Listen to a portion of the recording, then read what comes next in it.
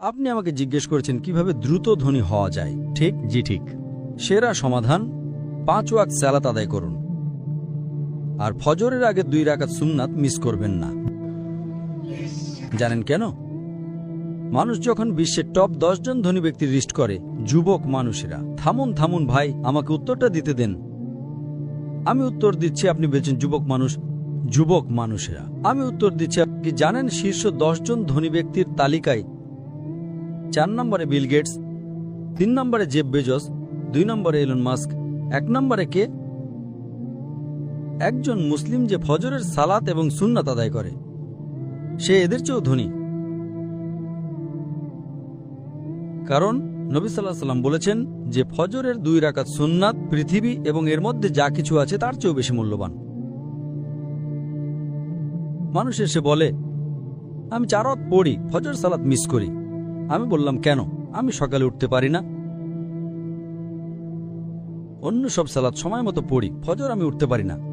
তো আমি তাকে বললাম, আপনি তো একজন ব্যবসায়ী, ধরুন আমি আপনাকে বললাম কাল সকাল ভোরে 5টায় একটা ব্যবসার ডিল আছে যেখানে আপনি $1 মিলিয়ন পাবেন। আপনি কি সেই ডিলে যাবেন? আপনি বললেন হ্যাঁ, কিন্তু আপনি তো সকালে উঠতে পারেন না। না না না, $1 মিলিয়ন জন্য আমি ঘুমাবই না। তাহলে $1 মিলিয়ন জন্য আপনি ঘুমান না, কিন্তু 2 রাকাত সুন্নাত যা পৃথিবী এবং এর মধ্যে যা কিছু আছে তার চেয়েও দামি, তার জন্য উঠতে পারেন না? ফজরের সালাতের মূল্য কত ভাবুন। সমস্যা হলো আমরা হাদিস শুনি কিন্তু বিশ্বাস করি না, কোরআন পড়ি কিন্তু বিশ্বাস করি না। আল্লাহ বলেছেন, তাই আমি বলি আমি কখনোই আমার ফজর মিস করব না, এমনকি আমার সুন্নাতও মিস করব না। কেউ আমাকে $1 মিলিয়ন দিলেও না। হ্যাঁ, সুন্নাত পড়া ফরজ নয়।